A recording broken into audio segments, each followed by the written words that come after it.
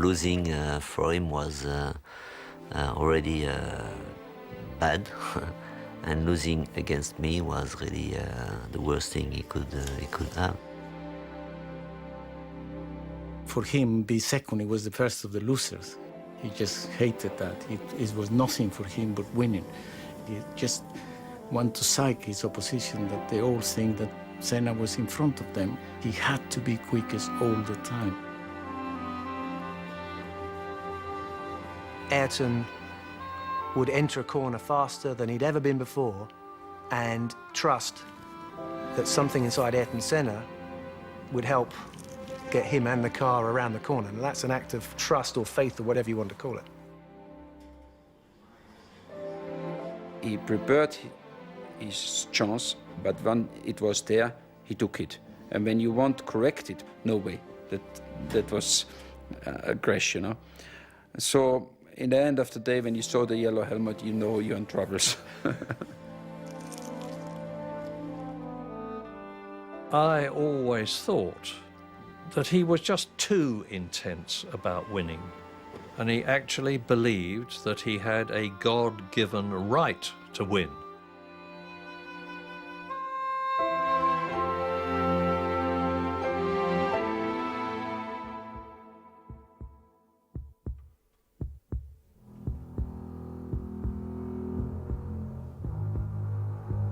You think you have a limit.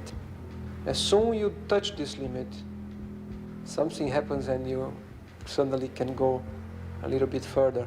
With your mind power, your determination, your instinct, and the experience as well, you can fly very high. Ayrton Senna's talent, commitment, and determination carried him beyond normal boundaries. He displayed a supreme ability behind the wheel of a racing car, but he also demonstrated an immense depth of character, of thought, and of emotion. His tremendous rivalry with Alain Prost throughout the late 80s and early 90s extracted every element of his genius. But if there was one area where Senna truly flew high, it was racing in the rain. His precision in the wet, it was just unbelievable. He just filled the car so much more. In the wet, you have to be very precise. You cannot make any judder with the steering. Or you got to be much more gently with it. And Ayrton filled the car much more than any other driver. First of all, looking out of my commentary box window, I saw the worst weather that I have ever seen at any race anywhere in the world. And it was rather embarrassing to me as an Englishman that everybody who thinks that it always rains the whole time in England was getting their suspicions proved. Ayrton was always very, very fast when it was wet. And this day we had a little bit everything for him and a little bit everything against us to look stupid. We employed somebody for the weather forecast, you know, and he was at the airport, close to the track at Donington, and we were in permanent contact with him, you know. So we started the race, and then he was saying to us, I mean, not to me, not to the engineers, that you know, we had a shower and a big shower, so we had a few spots, and then I stopped for the tires, and then we had just a few stops, and then dry, you know. And then every time he was saying something, it was the opposite. And I had the sad record of 7 times changing tires, but 6 times in the wrong way anyway, you know. He was already pissed off anyway all the year about to having this engine, this Ford engine in his McLaren, because he wants to fight for the championship, and so the numbers he know that he's not going to fight for the championship. So all what he could do is to wait for special circumstance, and then to show everybody again what he can do. And that was a special circumstance. And all what he want to, he puts in his head in the first lap. He's going to come back first, you know, because he's going to make everybody stupid. And that's exactly what he did. It was making me hold my breath. And they were having a job to get my breath at the best of times. You just thought, well, I can't believe it. I can't believe it. It can't stay like this. It's bound to go off. And there he did, kept going and going and going. Nobody knew where anybody was. I remember the spray as he went. When everyone else was cautiously going around thinking, ooh, I better be careful, he just went, go. And he was off. Gone. He was brilliant, but he knew he could do that. I was here, and it's the other end of the pitch to give the trophy away, and I should have still been in hospital till the following Tuesday with heart problem I had. But when I got onto the podium, you'd forgot all about you were ill. You felt 18 years of age. To see the happy face he'd got, it was unbelievable.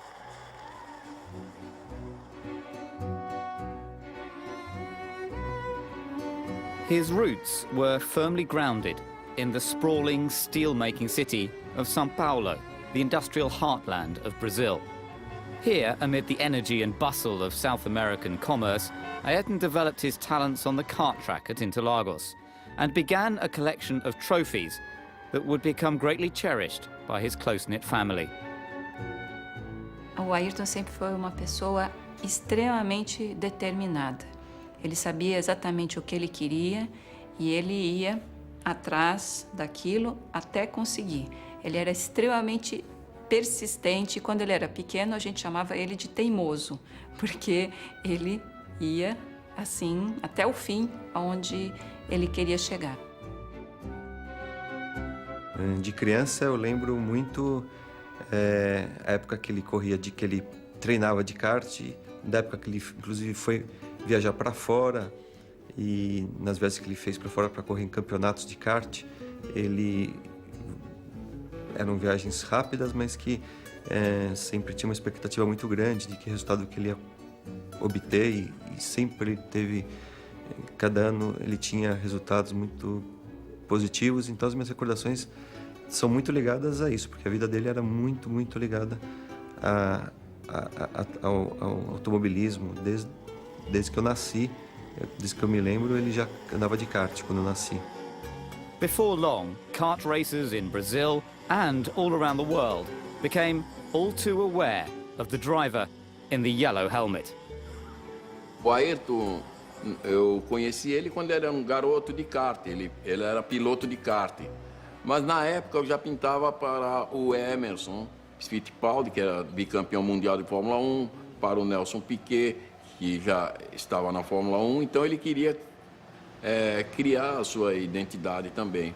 Então eu resolvi, pensando em colocar uma cor quente no capacete, como a Ferrari, que é vermelha, pintei ele de amarelo, certo? Com duas faixas saindo em verde e azul, saindo como se fossem os olhos dele, porque dá movimento e dá agressividade também.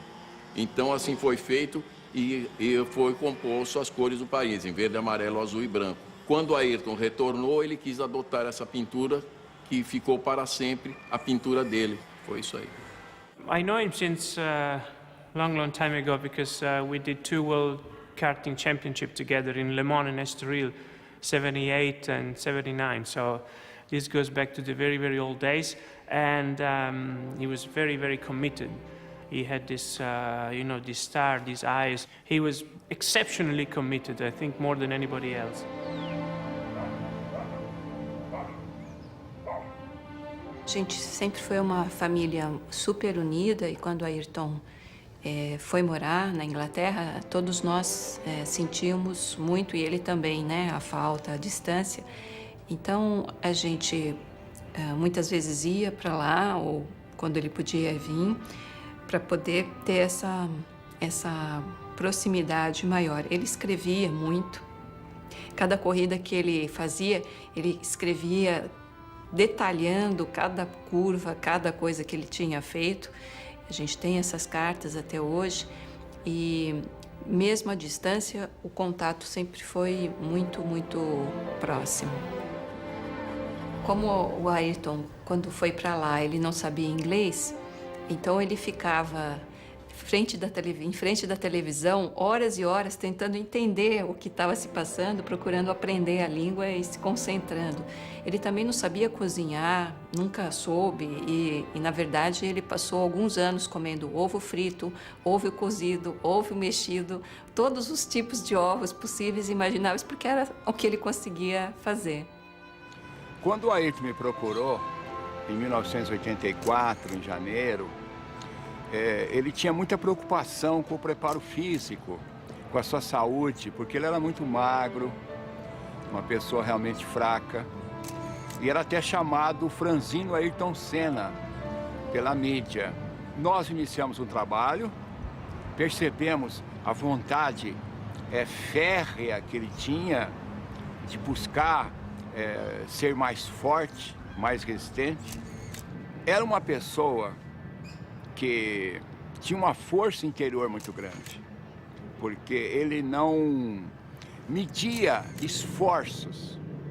Se alguém perguntar qual a diferença do Ayrton, é esse fazer. Porque saber de cabeça é não saber nada. E eu falava muito para ele isso. Ayrton, o sábio não é o que sabe, o sábio é o que faz aquilo que sabe.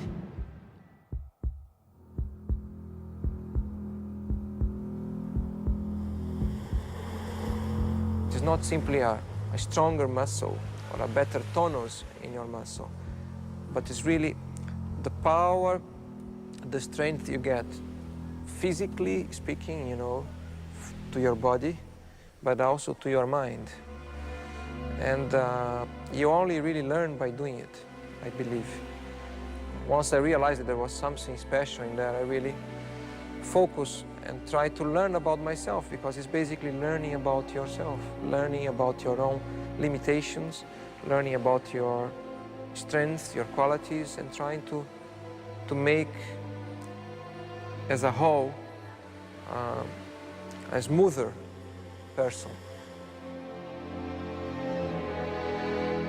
I don't remember exactly, but certainly in 1983, I was very much aware of him in Formula 3 in England, and he was very persistent, about winning. He was very good at that already that early in his career, but very persistent about trying to persuade Patrick and myself to let him test.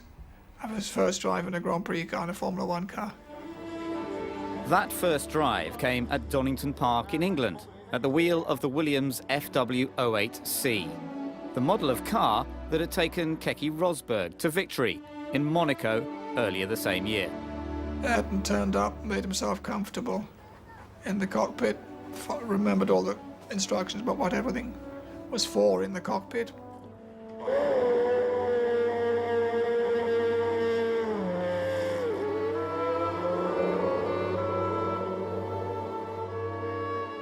At the time, he was only halfway through his first season of Formula 3, but he was totally undaunted by the Grand Prix car with triple the power of his usual mount. I set off, did what we call an out and a straight back in lap to check over the car mechanically. And then over the next 21 laps, I think it was, he just went off a second quicker than the car had ever been around there. And then said, I think that's all right, I've got enough in my head, got out of the car and went home. So we were quite astonished. In that particular day, it was obvious that his brain was in total control of everything else, was just ahead of the game, clearly belonged in a Grand Prix car. He was born for that, if you like. We weren't ready to put him in the team in '84, partly for contractual obligations to other drivers.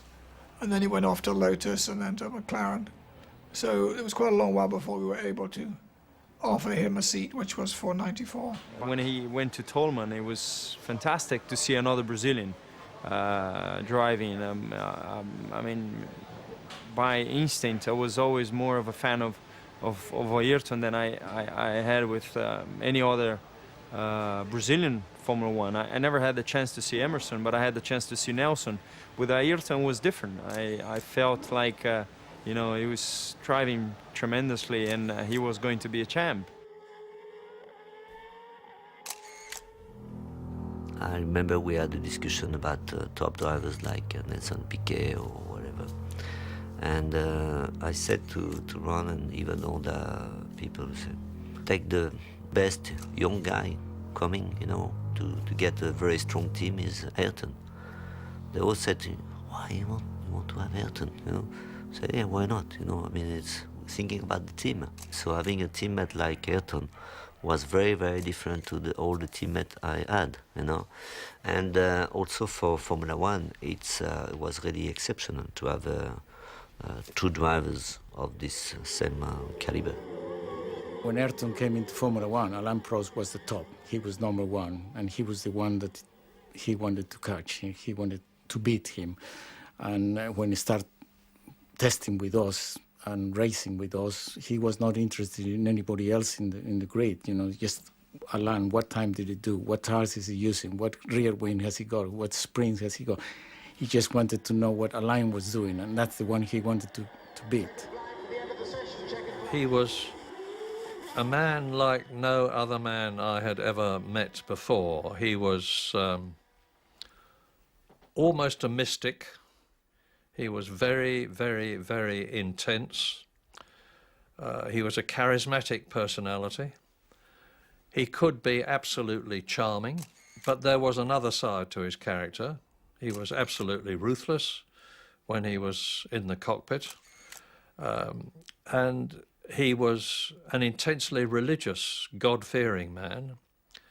And he actually believed that he had a God-given right to win.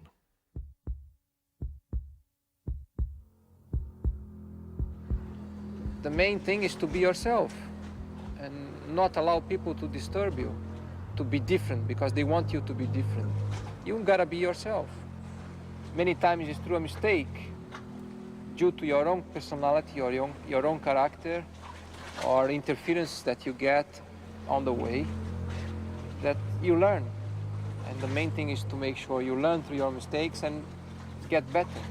I believe in the ability of focusing strongly in something, then you're able to extract even more out of it.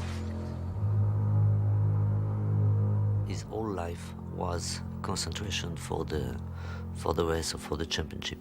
He had no family, no children, nothing, you know, so it looks like he was living only for that. Ma durante le corse la cosa più difficile è quella di tenere la concentrazione, essere sempre concentrati, di non avere problemi che possono distogliere l'attenzione ai problemi reali della corsa, essere preparato tecnicamente e sapere cosa fare nel momento migliore e non fare errori né dal punto di vista tecnico né dal punto di vista umano. In the time of the very sophisticated racing cars we had, with skirts and electronic suspension and all that, where you have to put the car up on the straights and then lower down before the corner. You have to do so many things on the car. Ovviamente qualsiasi pilota che partecipa ad una manifestazione sportiva automobilistica, a prescindere che sia Formula 1 o altre categorie, è esposta a dei rischi. Questi rischi sono considerati, nessuno corre senza utilizzare la testa, perché un pilota senza la testa non ha futuro. Un pilota senza la testa ha una carriera molto breve, perché farà molti incidenti e si farà sicuramente male. Quindi questa è una categoria dove serve essere veloci, performanti, costanti e intelligenti.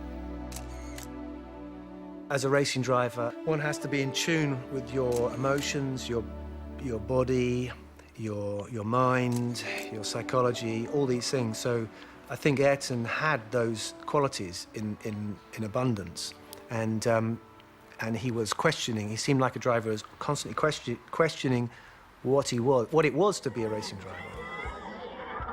Once he get into the concentrate, he didn't feel anymore any pain, he didn't feel anymore any stress, he didn't feel anymore, he was just in another world.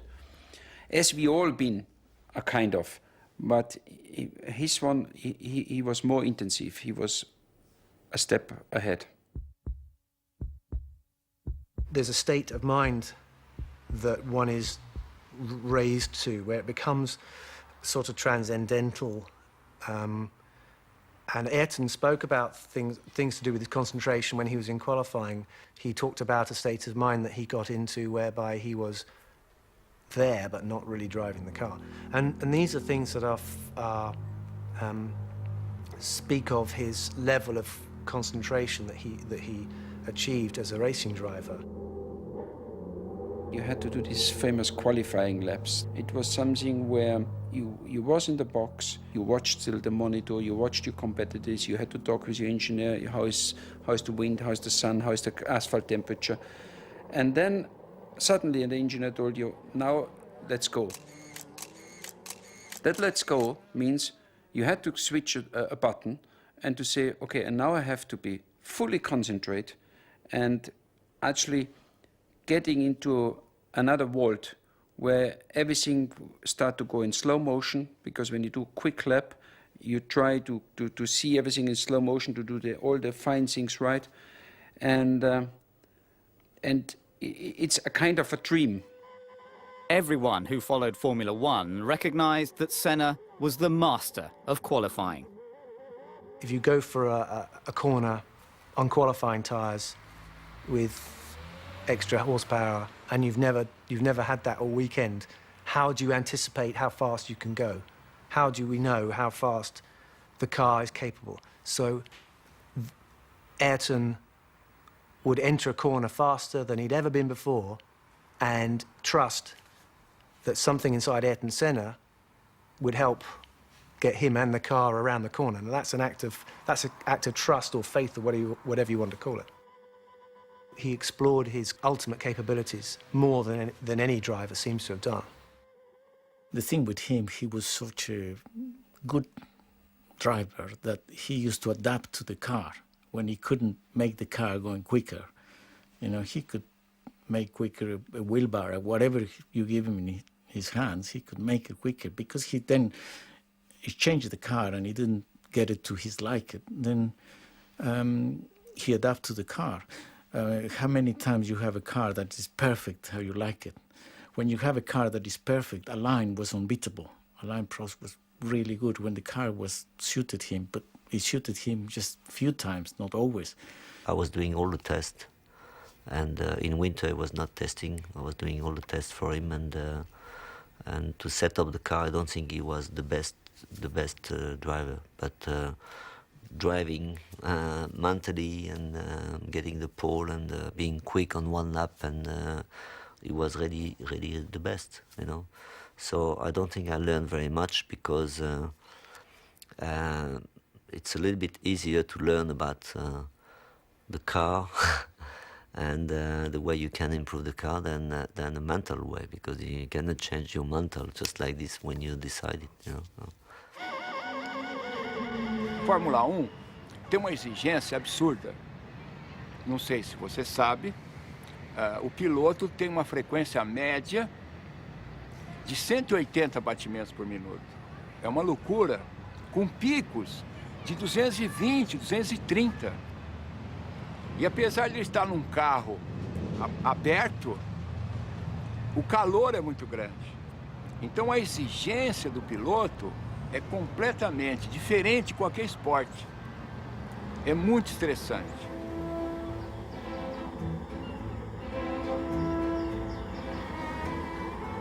Havia sofrimento, claro.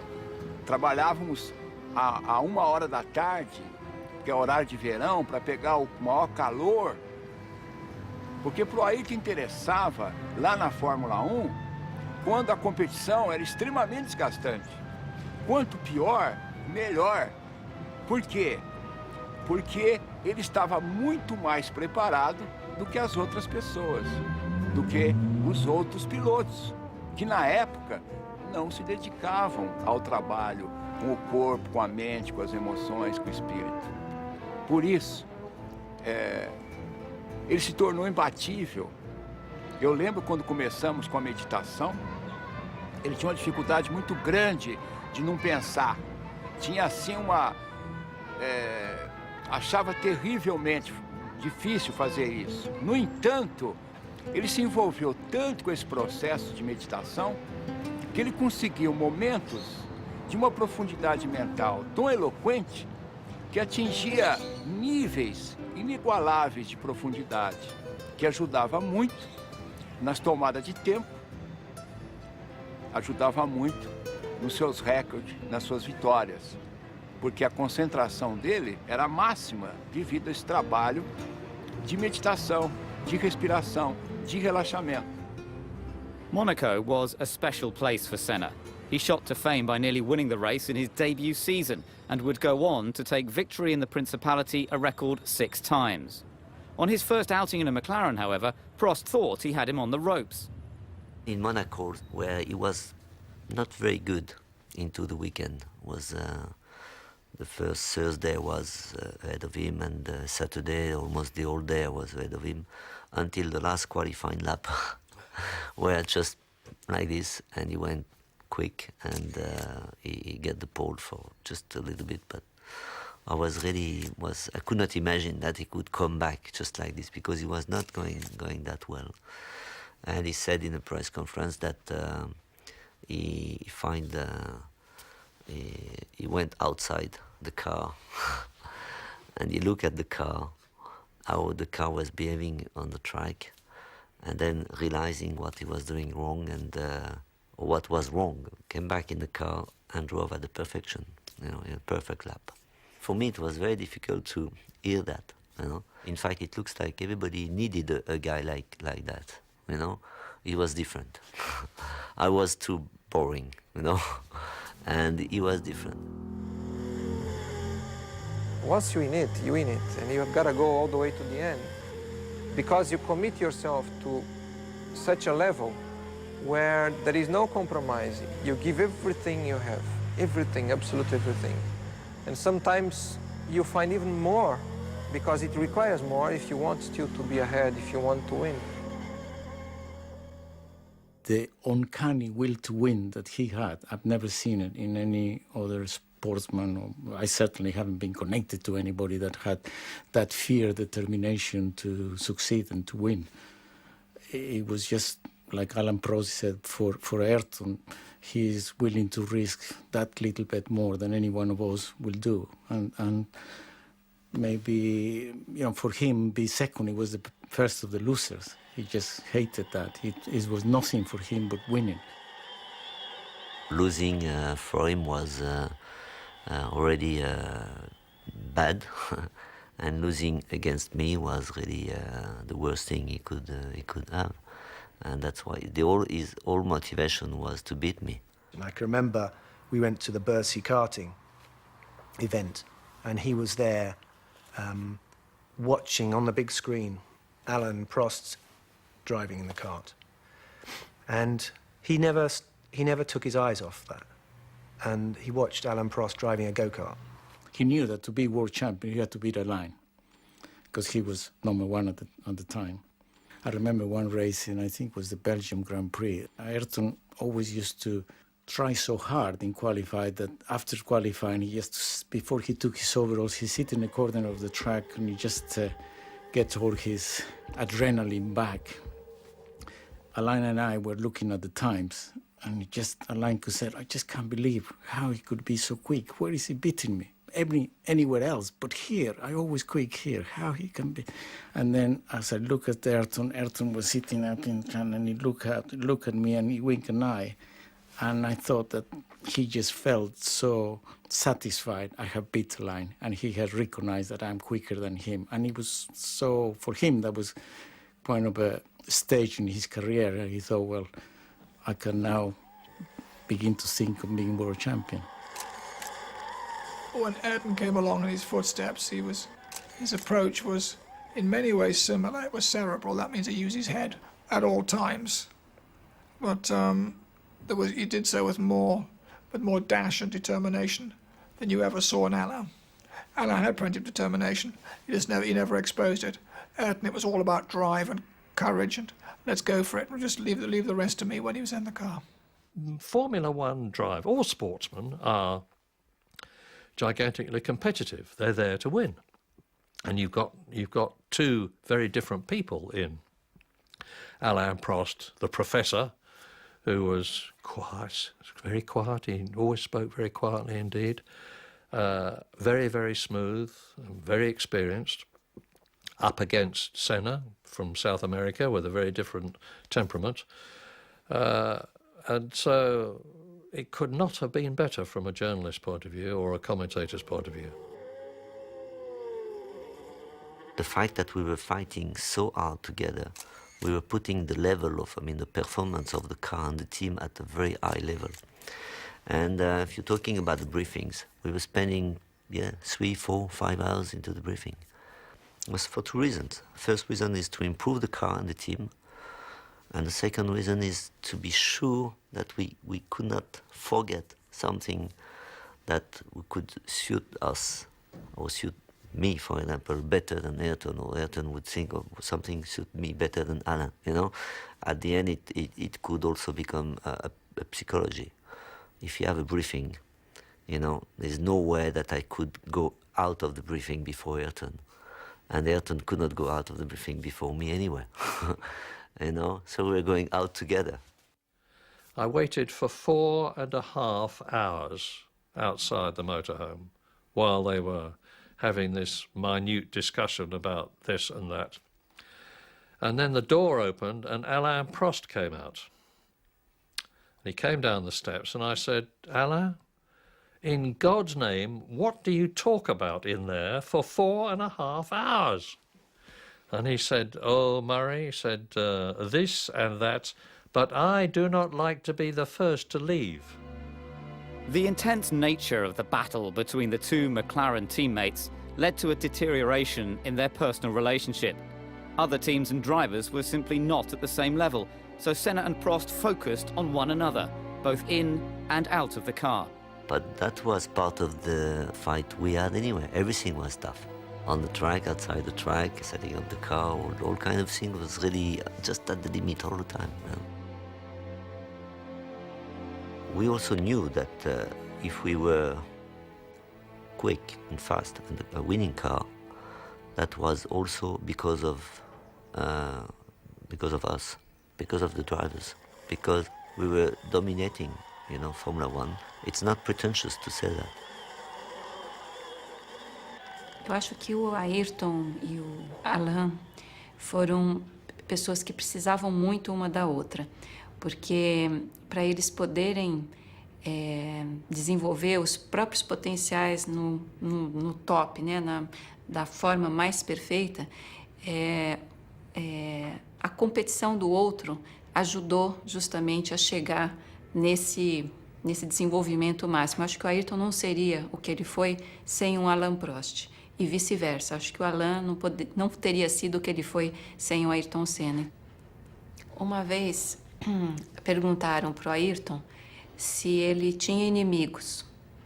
E eu acho que o Ayrton respondeu uma das coisas mais lindas que ele respondeu em todas as suas muitas entrevistas. Ele disse que a vida era muito curta para se ter inimigos. Então, eu acho que, às vezes, a vida é mais curta ainda do que a gente pensa, como aconteceu com ele. Eu acho que essa frase é perfeita, seja no momento que ele e o Alain eram inimigos, ou depois, que nem eram, mas para qualquer condição como essa, eu acho que essa frase é perfeita.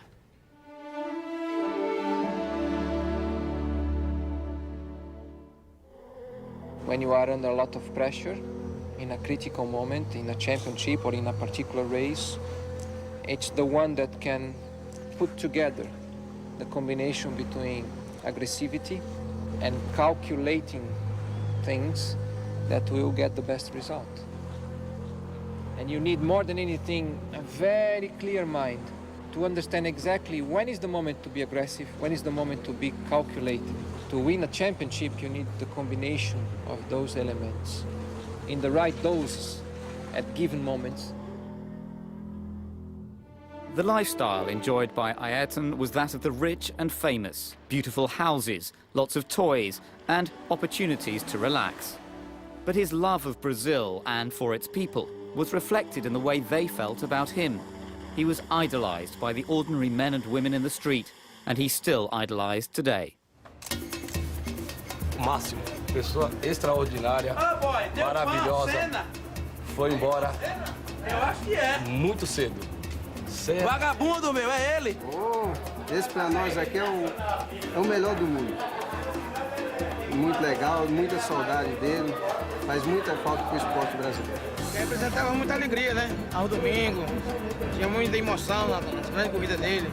Grande piloto, tem muita alegria para nós no Brasil.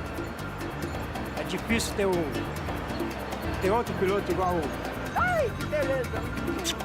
A pessoa representa tudo pro nosso país. Foi o maior ídolo, a maior glória, foi tudo. Acho que para todos os brasileiros nós é a honra de ter uma foto dessa aqui, observar assim e ter como lembrança, né? Ele para mim ele foi um dos melhores brasileiros do mundo e ele deve ser homenageado por todos porque eu acho que ele foi o melhor, mesmo que ele já tenha ido. Isso aqui representou pra gente os melhores fins de semana aqui do Brasil. Para mim, um ótimo atleta, uma ótima pessoa, um ótimo ser humano e um exemplo de vida. Deu até um nó na garganta quando eu olhei. Isso para mim significa muito, viu? Muita saudade.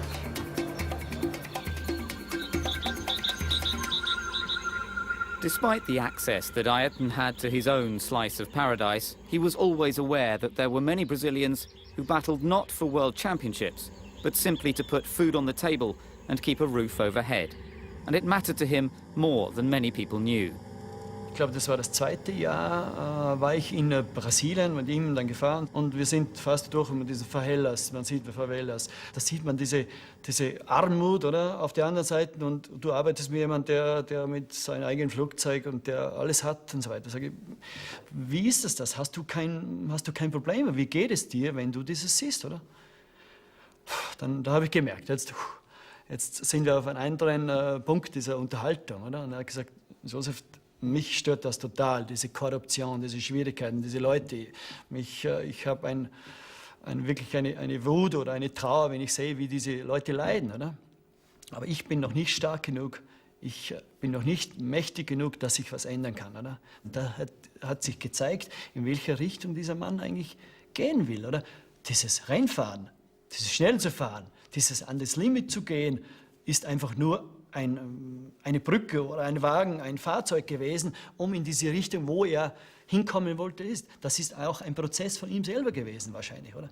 I think the best remembrance I had was when I stayed with him that weekend in his house, in his farm, and we had a storm, and the lights and the telephone went out of order. And I needed to phone my wife, who was in Scotland. So we went out, and we found a telephone box. So I phoned my wife, and he went outside. It was dark, and he was standing under a light, a street lamp, and some kids had seen him and recognized him, and by then he had 20 or 30 children around him, and he was chatting to them and signing autographs for them.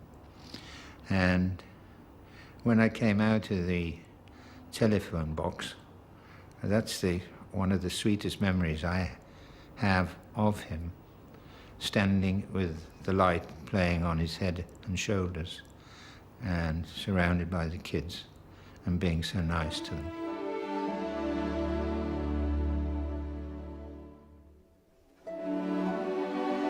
Dois meses antes do acidente, o Ayrton me procurou e disse que ele gostaria de fazer alguma coisa para ajudar crianças e jovens e me pediu para pensar a respeito e a gente voltaria a conversar. Só que essa segunda conversa não pôde acontecer, porque logo depois, 2 meses após isso, já aconteceu o acidente e então minha família e eu decidimos levar adiante essa ideia e plantar essa semente que o Ayrton deixou e foi assim que nasceu o Instituto Ayrton Senna. Dividir, compartilhar uma coisa que ele teve a chance de ter, mas que a maioria das crianças brasileiras não teve, que se chama oportunidade. Oportunidade de ter educação, de ter saúde, de ter futuro e esperança. Ayrton's standout amongst Grand Prix drivers was that he knew there was something outside Formula One.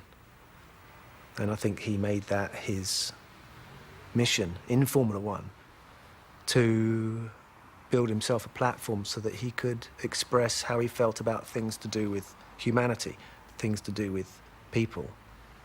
And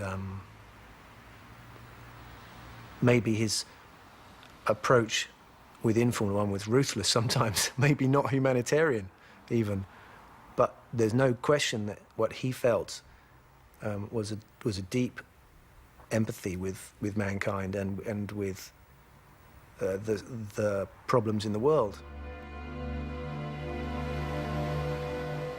We are made of emotions. We are all looking for emotions, basically. It's only a question of finding the way to experience them. There are many different ways of experiencing emotions. Perhaps one different thing, only that one particular thing that Formula One can provide you is that you know you are always exposed to danger. Danger of getting hurt, danger of dying.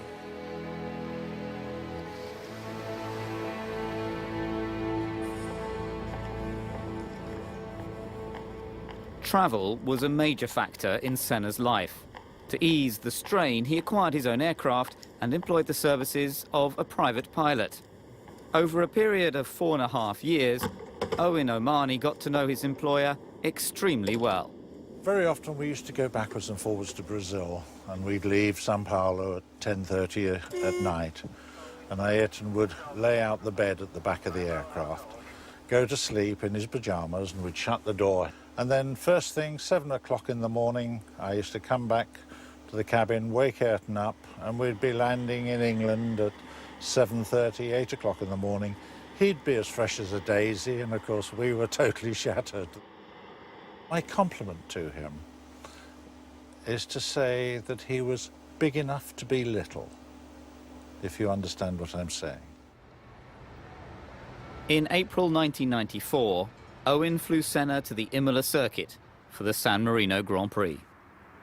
A Imola Ayrton si è sempre trovato in maniera particolare, come sul circuito di casa. Da allora, dopo l'84, Ayrton Senna ha conquistato 8 pole position in 10 anni. Ha cominciato con le Lotus e poi con la serie incredibile con McLaren per finire con Williams, e anche l'ultimo anno in cui lui corse a Imola era chiaramente in pole position.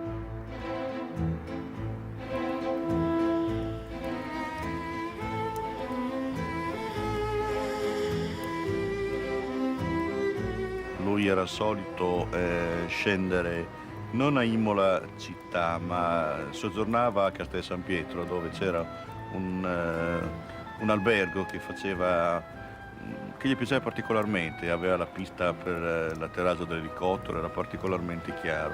Era l'Hotel Castello dove lui e la sua squadra risiedevano. Era una persona comunque molto, molto semplice, dolce e soprattutto riservato. Infatti chiedeva spesso di mangiare qui da noi nel ristorante, però voleva magari l'ultimo tavolo, quello più nascosto, più diciamo lontano dalle persone. The whole weekend was terrible. I mean, when first of all the accident of Ruben Barrichello. Then the day after Roland Ratzenberg, and Ayrton only met him the day before because it was his first Grand Prix, and he was very upset about it. The team manager for Ratzenberger arrived, so I had to tell the team manager what had happened, and Senna was standing alongside me when I did that, and the team manager went away, and then Ayrton got very, very upset and cried a bit. And that's when I said to him, you know, Ayrton, you've been 3 times world champion, you're the fastest man in the world, and you like fishing. So I said, why don't you quit? And I'll quit, and we just go fishing. So when you asked him a difficult question, he wouldn't answer immediately. He would think. And you could see he was thinking, and how was he going to deal with that suggestion? And then finally he said, Sid, I can't quit. And I suggested to him that he didn't drive the rest of that weekend. And he said, and I've got to drive. I've got to drive tomorrow. He said, there's no way that I can stop driving at the moment. A special hello to our dear friend Alan in France. We all miss you, Alan. In the morning, when we had this TV coverage, so I was doing my job, and then we look at the commentary of Ayrton, and the first thing he says is not, okay, I take this corner in first gear, second gear. He said, this first hello to Alain, Alain, I miss you. And I was really, on live, and they put that in the morning, they put that before the rest. I mean, again, people, so at the end it was like a sort of, all the friendship we had was a little bit hidden, with all the fight we had was really, just, we in the last 2 weeks, we had a sort of, so, that's good, but in a strange way also. The last thing I remember in my life was there, of course, as a Ferrari driver, the Italians have a special way to celebrate you. And when they announced my name, the Italians was jumping and shouting. And I was just in front of his car, and he was in the car, and he looked to me, and he was laughing and things. So you really could see we was friends. It was an honest laugh. He was even happy if something went well for me. And that actually is the last time I really looked to his eyes, and we just been we seen each other. There have been many heavy accidents before. I had a very heavy accident in '89. I nearly died there, and Ayrton, one day after, Ayrton phoned me in the hospital how I am, and I said to him, I'm okay, but I think this corner, it's very dangerous, and I think one day somebody gonna die there. It's too dangerous, and should be doing something. But okay, we was talking a bit, and then we went to testing to Ímola a couple of months later, and Ayrton and myself say this corner should be changed, and we walked to this corner, and we looked how it could be changed, and we looked over the wall, and Ayrton says to me, but look, Gerd, I cannot change this. There's a rebar behind, so there's no way to move the wall. And we look both and say, yeah, unfortunately there's a river behind, we cannot move the wall, so that's how it is, and we walked back again. And it was exactly the point where he died.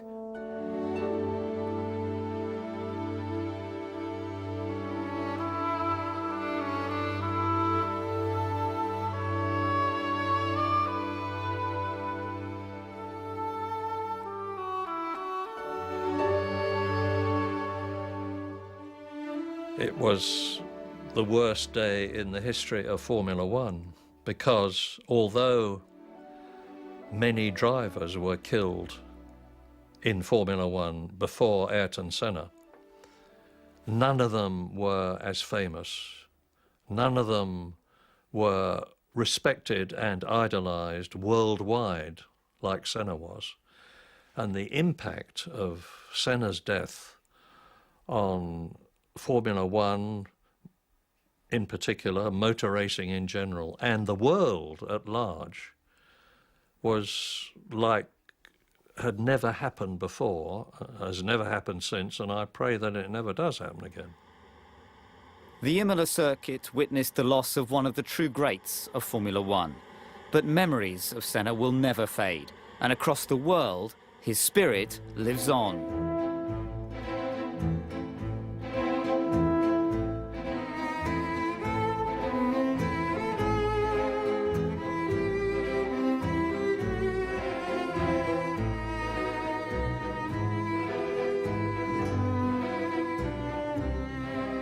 A ideia que eu tenho é que ele está muito próximo. Eu não sei como explicar.